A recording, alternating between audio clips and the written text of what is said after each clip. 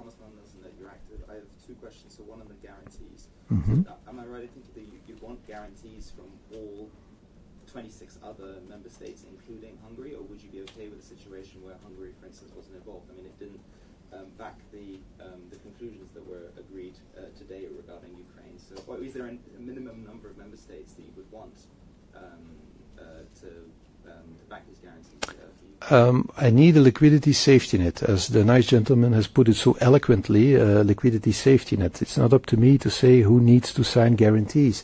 You're a journalist, you can easily call 26 member states and ask them if they would be willing and able to sign guarantees for this operation. They all understood now, if they listen to Christine Lagarde carefully, and I think they did, they all understand now what is necessary. And that is not just Belgium that says guarantees are necessary, it's the ECB who says without these kind of guarantees for the cash you cannot go forward on this. It's way too risky. So I think any member that was present today understood, if we cannot go forward without a guarantee, it has to come from somewhere. And I don't think the Commission has a saving accounts with 200 billion euros on it. I've never seen it. So it has to come from somewhere. And the somewhere is, of course, the member states. And has any member state said to you, well, either publicly today or in private, that they would be willing to provide guarantees, any at all, or not? That's a delicate question. Okay. I could answer that question, but I'm unwilling to do so. I joined the coalition of the unwilling. I don't want to avoid questions, but it's a bit delicate. Let's not say that it was not an overwhelming number of people who said. Okay, and one more question. Not overwhelming is very, very few, but not zero. Not zero. One more question. I mean, so a lot of member states, including Germany, have already started speaking about not just the loan itself, but how the money should be spent, including Friedrich Merz, obviously. What do you make of this? I mean, given the obstacles that you've laid out, do you think this discussion is premature?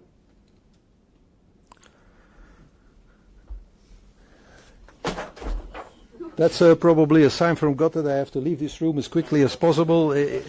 He wins the prize for asking the best questions. These are the questions you all should have asked. He's the best journalist in the room. These are the very dangerous questions.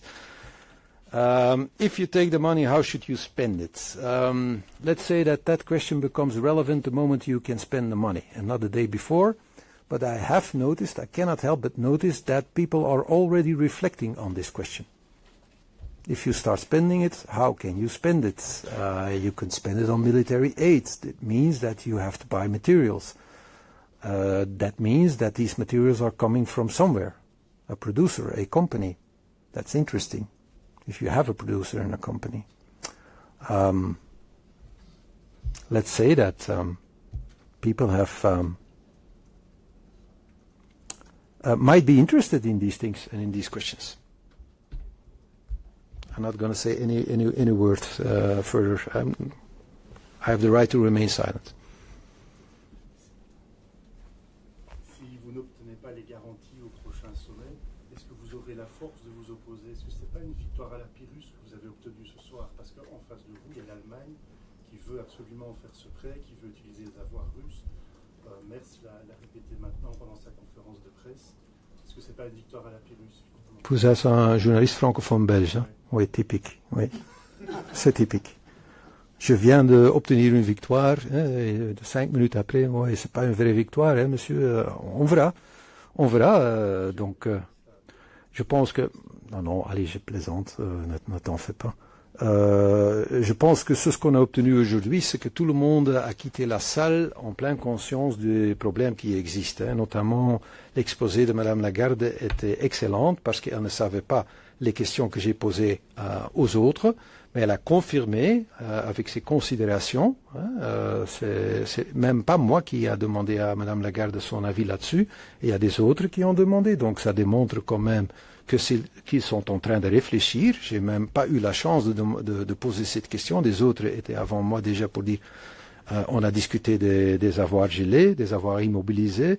Qu'est-ce que vous pensez là-dessus? Et Madame Lagarde a fait une analyse. Donc tout le monde a quitté la salle avec les problèmes en tête et avec Je pense que personne ne va revenir avec l'idée que sans solution concrète pour ces problèmes, on peut encore avancer. Parce que ce n'est pas seulement le problème de la Belgique si on le fait. Les risques sont pour tout le monde, les risques sont systémiques pour la zone euro et pour chaque citoyen de l'Europe qui peut être concerné par des contre-mesures. Donc, est-ce qu'on peut encore nous présenter une solution qui ne nous plaît pas? Je ne peux pas l'exclure, mais je ne pense pas que quelqu'un pense encore de pouvoir revenir avec une histoire qui n'est pas très élaborée et qui ne contient pas au minimum des réponses réelles, concrètes sur les problèmes qui ont été posés ici. Donc ça reste à voir. I thought you were the last one, but now others have joined in the back of the room. But let's listen to the lovely lady before we get to you. My name is Rosie Burchard for DW. You spoke about the advantages of debt versus the assets. Would you be in favour of debt? Debt is D-E-B-T, huh? Okay, then I got it correctly. Yeah, if Russians say you will feel consequences until eternity, you start thinking about death in the other way, in the other sense of the word, because I think that's what you're actually talking about. Would I be in favor of debt? As I said, who am I?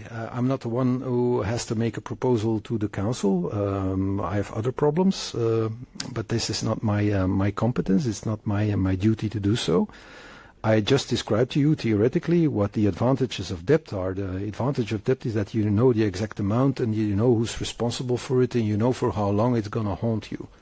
Although Europe has a specialty of making that period longer than foreseen. If you look at the RFF.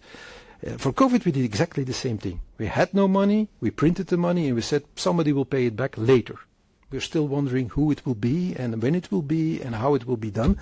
But you have an amount of certainty, and it cannot become your problem. It is a European problem. That's the advantage you have if you create that. But is that a very good solution? No, it's never a very good solution. Is it an evident alternative for using the frozen or the immobilized assets? It could be if you get unanimity on it, and that might be the real political problem with that. There you need 27 to say okay. And would you say okay? I am a loyal ally of Ukraine. I stand with Ukraine. I think we need to get this problem solved. If we say, and we mean it, that a strong Ukraine is the best defense for Europe and the best guarantee to protect us against Russian aggression and to protect our democratic values, and that we sympathize with the population of Ukraine, if you say all that, and we've been saying that for 3 years, you cannot turn your back on the country saying, oh, we're out of money. So good luck to you. The problem needs to be solved. If tomorrow there would be a proposal to say we will take 45 billion euros of debt for the next 2 years and then we integrate that 45 millions in the multi-annual framework, I would be 100% pro. I think that's not even very difficult. These are of course enormous amounts of money, but at the level of Europe and at the level of a European budget, it's details. It's small potatoes. But do we have unanimity? That's, I'm afraid that is the real problem. Yes, the gentleman in the back of the room. Let's start with the man who has his shirt outside his trousers. Thank you, Prime Minister. There's one problem that you didn't mention as part of your 3 problems, but I wonder if that means that for you it's okay. And it's for the Belgian budget, the 1.2 billion that you're counting with. Ah, that's a very interesting, das ist eine gute Frage. Sie sind Deutscher auch? Ich bin Deutscher und Spanier. Okay. Let's do it in English then. That's a very good question. I noticed, of course, that the reputation of my country has been slandered. I said Euroclear is the only financial institution that actually is engaged for Ukraine. Other countries, if you combine their assets, have just the same amount as Belgium. What happens with all that money? Nothing. So I think the finger pointing needs to stop. I told my colleagues in Copenhagen, And I told them again today, if there is somebody who wants to take the entire Euroclear balance, Russian, not the trillions, just the Russian billions, wants to take it and will sign for all the risks, he can have it. That would be the happiest day, well, maybe not the happiest day of my career, but it would be a happy day to see that money leave Belgium. I want to get rid of it. $1 billion is a lot of money, tax money each year, but it is a detail if you compare it to the litigation problems that we are having and the risks we are already facing. I want to get rid of that money. If you want to take it, you are German, you're a big country, please take it. Take it to Berlin, take all the risks with you. You can keep the $1 billion. I will add to the offer an armored car and some bodyguards, because you will need them. So this really has to stop. This is really outrageous. The idea that we have a position because we want to keep the $1 billion of tax money. I want to repeat again, I went to Kiev and I said I have $1 billion of tax money, so you can count on $1 billion each year until 2029, the end of my term, if it will take this long. In Belgium, you're never sure if you're prime minister for a week or for a year. It's a very complicated country. I'm not going to explain it to you. But I was in Kiev. I said, I have tax money, Russian tax money. I don't want it. You can have it, and I can promise it to you each year until the end of my term. This is one of the very first things I did. That was to take that train that you have to take from Poland to Kiev, to give that message to Zelensky, not to be accused of the fact that I would pick Putin's money in my pockets. So I'm very glad this esteemed members of the international press might write this message down. This really has to stop, because we're getting that feedback from the Ukrainians saying, oh, there's something with the tax money. We're getting the feedback from the Treasury in the United States who's calling us, what about the tax money, your war profiteers? This is something they didn't invent themselves. These are colleagues that are bad-mouthing us behind our backs. It's not very nice. Follow-up, if I may, I'll put my shirt in. That's always a very good idea. In the White House. Yes. But I'm not kicking you out of the room. And I'm not saying that you don't have the cards to ask a question. Good, no. I appreciate that again. But basically, do you think, you mentioned two different types of problems. One is something that can be solved politically, it's the guarantees. But the other is a very legal problem. Is this legal or not? What is your opinion on this? Well, my opinion, I'm an historian. So I'm not a lawyer. I'm a normal person and a very poor person. So my opinion doesn't account for much. If you ask lawyers, they give you very complicated text that you do not understand, and it is a question mark. It's a question mark. Is it legal? If you take the money and you get the liquidity nets in place, that would probably be as close to legal as you can get it. Nobody has ever done this before. Immobilized assets, even during the Second World War, you were a German, even in the Second World War, when the world was a little bit angry with Germany, even then, the immobilized assets were never touched. So this is really uncharted waters. Is it legal? At least it is a stretch. Until a year ago, everybody thought it was illegal.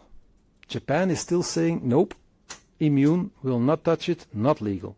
We are now, for the first time in history, going to say, maybe it can be legal. There's a lot of desperation in this. We want the money, so we want to believe that it's legal. And probably we will write a nice text that we will pay some law firm a lot of money for, that can make us believe that it's legal. But what I understood also from Christine Lagarde's explanation is that using the money with a liquidity safety net, so you can at each moment reimburse Euroclear towards Russia, is the closest to legal you will get. Besser geht's nicht. But it could get a lot worse. Yes, I'm almost in my double shift now, so I'll wrap it up with the three last questions, if you don't mind. Yes. Thank you. Mathieu Bagnoy, the National News Agency. First of all, thank you for doing this briefing, and especially in English, it's very transparent. Secondly, I would ask you a clarification. When you say that Russia is promising or menacing you to feel the brunt for eternity, is when you say you, is you Belgium or you Europe? This clarification that I would that message was directed at Belgium. If you follow Russian media, they're always pointing out Belgium. I will not... Okay. Secondly, Okay. Hearing you, it seems that, and you said it quite deliberately right now, that you would prefer another solution. Mm-hmm. So I would ask you, based on what you told us and what you saw in the room, do you think that this will carry on, or do you think that this idea stops here tonight? My impression is that they will try to make it come alive. They know now exactly what issues needs to be addressed. I think they will try at the Commission to address these issues, and if they are sufficiently sure that they have addressed them, maybe try to put the proposal back on the table. If not, they have to find another solution. If you look at the draft of the text, it's very clear they have to come up with proposals, plural, for a solution, single. So anything is possible. But my impression is, because debt asks for unanimity, that probably this solution for the Commission is the way, if they get it done, to get their hands on money in a time frame that is necessary, which is the end of this year. It has become a very urgent issue. And I might add that if it is so urgent, maybe we should have started working on it and negotiating on it earlier. I would have preferred, and I've indicated that to some of my partners in this endeavor, to have discreetly worked on this and to only come out in the open when we had a solution for all problems. Because now I'm living a bit in the worst of both worlds. I'm having to explain very difficult things to you, and I do not know whether it's necessary. Will there be a proposal? And I do not know what the solutions are. But I am getting the negative backlash already, because in Moscow they are reading what you write and they don't like it, and they're turning against us. I get, of course, phone calls from all kinds of people all over Europe who have factories in Russia, who have assets in Russia, who have frozen money in Russia, saying this will probably mean that I will lose my factory, I will lose my assets, everything will be confiscated. All these people are now turning to me. And then there is that lovely Russian phrase of consequences until eternity, which leaves not a lot to the imagination. So I'm under high pressure from all kinds of, from the Russian side, from all kinds of people who have now understood that is, of course, a very risky endeavor, and that there could be consequences for them as well, also in the private sector. This is not a very nice situation. And I have to answer, I don't know. They all ask me, when will this happen and how will this happen? And the only thing is, I can't tell you. I don't know. There are still a lot of problems to be solved. I think it would have been better to avoid this by negotiating and coming with a proposal that was already very concrete, and then deciding this is tangible, we'll do it, or it is not tangible, we'll never speak about it. Now we're living in the worst of both worlds. We're already talking about it, this attracts a lot of negative attention, and we're not even sure if we can do it. So this is something I'm extremely unhappy with. The last 3 questions have become the last 2 questions. I'll give preference to the Flemish guy. He was before, but then I'll come to you, and you will be the last one. In Dutch? Yes. I'll try to remember that language. It's. Hoe kijkt u nu naar het resultaat van deze top? Ziet u het eerder als dat u de slag heeft binnengehaald, dat de beslissing over de tegoeden is uitgesteld? Of ziet u toch eerder als een nederlaag dat uw 3 eisen kennelijk te moeilijk of te hoog lagen om zomaar meegenomen te worden in de conclusietekst? Maar ik zie dit echt niet in termen van winnen of verliezen. Er is een financieringsbehoefte voor de oorlog in Oekraïne. En we moeten eraan voldoen. Wij zijn bondgenoten van Oekraïne. Die mensen die vechten ook voor onze waarden, voor onze vrijheid. En we moeten die overeind houden. Daartoe zijn we verplicht. Daar moet geld voor op de tafel komen. En dat is niet zo evident, want het gaat over veel geld. Dus ik heb begrip voor het idee dat men kijkt naar die Russische tegoeden van de centrale bank. Alleen heb ik in Kopenhagen erop gewezen dat dat minder eenvoudig is dan het lijkt, dat daar enorme risico's aan verbonden zijn en dat je dan ook garanties voor de terugbetaling van dat geld op de tafel moet brengen. Dat zijn grote problemen. Dus alles wat mooi klinkt en verleidelijk klinkt is uiteraard gebonden aan heel serieuze voorwaarden en problematieken. Vandaag heb ik vastgesteld dat de belangrijkste van die problemen onopgelost zijn. Dat daar nog geen antwoorden op zijn. We weten niet 100% zeker of dit wel wettelijk is. Dus wat zullen dan de gerechtelijke gevolgen voor ons zijn? Wat zullen de tegenmaatregelen zijn? We weten ook niet of andere landen buiten de eurozone ons hierin willen vervoegen, waardoor het solide karakter van deze operatie sterker wordt. En we weten vooral niet wie er bereid is en hoe we de garantie kunnen geven dat als dit verkeerd loopt en het geld moet terugbetaald worden, met dan nog eventuele schadevergoedingen erbij, dat is mogelijk. Wie daar dan voor zal instaan, dat kan alleszins niet België zijn, maar dat kan in de honderden miljarden gaan lopen. En dus zolang die problemen niet opgelost zijn, kan ik mijn akkoord niet geven. Maar ik vind dat geen overwinning, omdat ik een van de zeer overtuigde lidstaten ben die vindt dat Oekraïne moet geholpen worden. En dus dat er wel een oplossing moet komen. En als het niet deze oplossing is, dan zal het een andere oplossing moeten zijn om Oekraïne te kunnen steunen. En we hebben al redelijk wat tijd verloren, dit wordt erg dringend. That was a very... Thank you for a Dutch newspaper, NRC, Beheerder Handelsblad, so I'll ask it in English. A few floors above us, Commission President von der Leyen apparently just suggested that different options really means different options for using the Russian assets. Mm-hmm.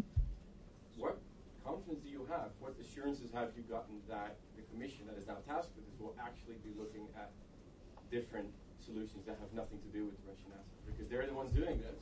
And the EU has just signed up saying, we'll take I think if you listened carefully, which is of course a Dutch speciality, I'm married to a Dutch woman, I can pretty much say whatever I want about the Dutch, that I already answered your question. When they asked me, is that an evident alternative, I said yes, but it will be very hard to get that done before the end of the year. Then you can conclude that probably the Commission will not look at that scenario because they will not get it done before the end of the year. They might not get it done, period. So somebody else asked me, are they still looking into the Russian assets? And I answered, it's not up to me, but I guess they will. And I expect that they will try to come up with solutions for all the problems and a concrete proposal in the next few weeks. That is what I expect. And if Frau von der Leyen, a few floors above us, has said that she is exactly doing that, this means that I am a very intelligent person and that I have analyzed it correctly.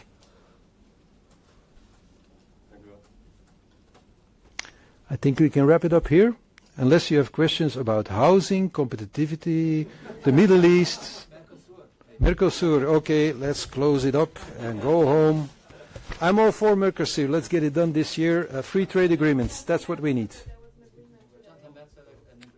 Well, I think in the conditions we are living now, with the rules-based world under pressure, that everybody in Europe understands that if we are not unable to engage in free trade agreements with the part of the world that still loves multilateralism, if we cannot do it today, we'll never do it.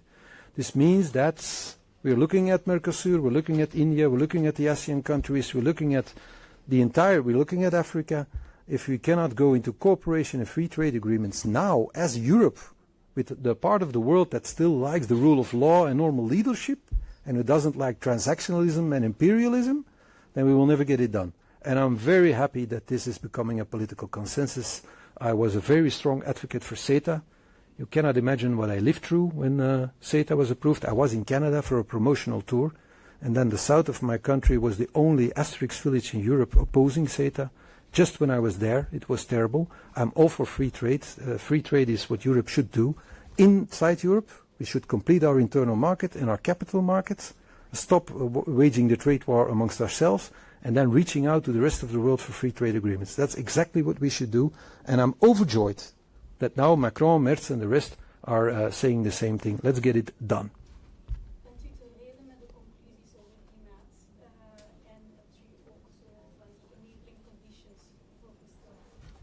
Ja, de discussie over klimaat en competitiviteit, ik zou durven zeggen dat die onbeslecht is.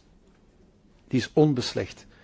Ik ben zeer gelukkig dat op 12 februari de Europese Raad een informal council wil houden. Waarom 2 keer informal? Omdat normaal alleen het voorzitterschap informal councils doet.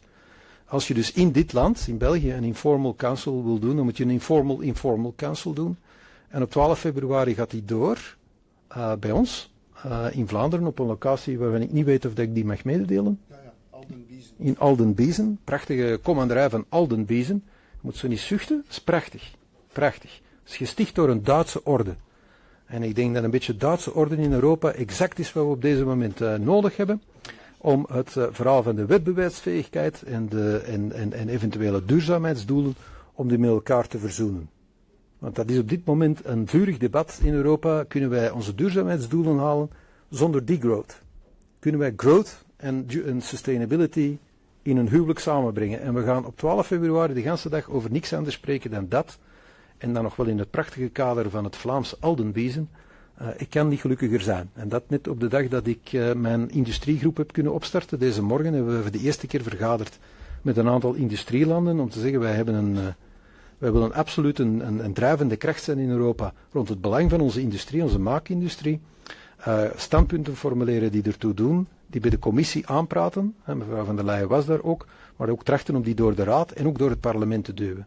De frustratie dat de snelheid waarmee wij Draghi en Letta aan het omzetten zijn van een dusdanige ontstellende traagheid is en dat het parlement de meest onwaarschijnlijke vertragingsmachine is geworden, die er aan het einde van de rit niet eens in slaagt om evidente voorstellen gestemd te krijgen, die frustratie die staat in het zeniet. En ik heb de landen samengebracht bij wie het ondertussen hier zit, en die gaan op 12 februari met de rest van de raad daar de hele dag over spreken. Want de discussie nu over klimaat vond ik persoonlijk, ja, die was onbevredigend. Iedereen heeft gezegd wat hij of zij ervan dacht, maar dat is eigenlijk niet tot een conclusie gekomen, tenzij dan in de vrij lange, laten we zeggen, breedvoerige tekst die traditioneel Europa oplevert om te zeggen we hebben over iets gepraat. Hè. Maar een echt punt staat er toch niet aan dat potlood. Dat moet nog aangeslepen worden. Ik heb het mezelf aangedaan door te zeggen, vragen of dat er nog vragen over iets anders waren, maar ik neem aan dat we nu, we can wrap it up. But President Macron agreed to Mercosur or not? You should ask, I think he wants to get it done. I really think he wants to get it done. I know he wants to get it done, but of course in France there's a lot of opposition to it and political situation is complicated.